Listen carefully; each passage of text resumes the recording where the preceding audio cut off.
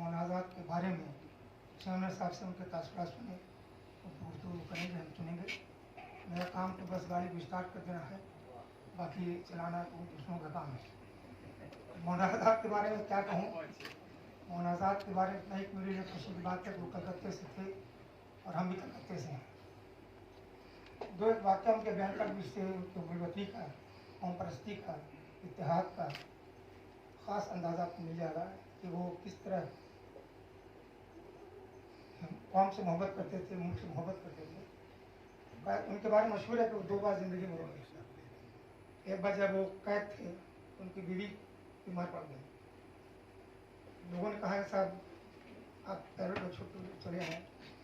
अंग्रेज़ हुकूमत ने उनको कहा कि पैरों पर आ सकते हैं, उन्होंने उसको कबूल नहीं किया और वो जेल में रहना पसंद किया। और मुनाजात में ये तय हुआ था कि दोनों मिलकर के मुल्क बंटवारे की मुखालफत करेंगे। दोनों गांधी के बुलावे पर उनके घर गए पहले और मुल्क से कितना मोहब्बत था। इन 2 मिसाल के बाद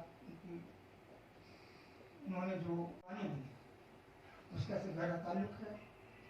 चंद बातों के साथ मैं पहले कहा कि बारिशा का मेरा काम है जो खला हिंदुस्तानी मुसलमानों के दरमियान है वो बढ़ती ही गई है, कम नहीं हुई।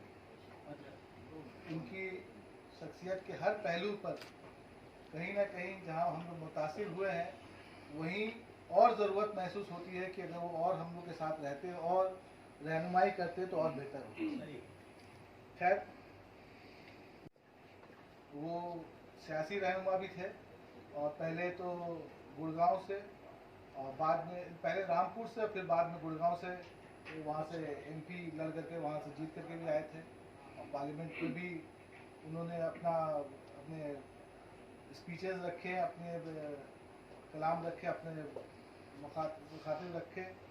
और मेरा एक सजेशन ये है, यहाँ पर प्रोफेसर दबीर अहमद साहब बैठे हुए हैं, तो उन्होंने 2 अखबार भी निकाले थे, अल हिलाल और अल बलाग, दोनों कलकत्ते से थे। अंग्रेज़ हुकूमत ने दोनों पर ही उस पर प्रेशर डाल करके उसको बंद कर दिया। बहुत ज़्यादा दूर नहीं यहाँ से, ये मैकलॉड स्ट्रीट से वहाँ पर दफ्तर है। मैं प्रोफेसर साहब से बात कर रहा था कि एकेडमी की जानिब से मेरा ख्याल है, अगर सब लोग तो तारीफ करें तो वहाँ जाके एक तख्ती लगाया जाए कि यहाँ पर कभी अल हिलाल और अल बलाग का दफ्तर हुआ करता था और एकेडमी की तरफ जानिब से जाकर अगर तख्ती लगाया जा सके तो और भी अच्छा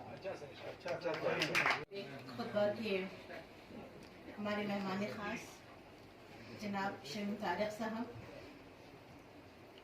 एकेडमी के वाइस चेयरमैन और हमारे आज के इस महफिल के सदर नदीमुल हक साहब, आज के नाज़िम दबीर साहब और आज आप सामईन, आप सबका बहुत शुक्रिया। आप यहाँ हमारी दावत पे पहुँचे। हमारा ये जो एक फरीज़ा, एक सॉर्ट ऑफ एनुअल इवेंट है, हम लोग कोशिश करते हैं कि ये 2 दिन, एक यौम उर्दू और यौम तालीम, हम लोग ज़रूर मनाएं। बाकी दिन हमारे आगे पीछे हो भी जाएं, ये 2 दिन हम नहीं मिस करते और अल्लाह का शुक्र कि इस बार भी हम लोग कर पाए और बहुत अच्छे तरीके पे, बहुत ही शानदार तरीके से करें। आप तमाम लोग आए, आप सबका बहुत शुक्रिया।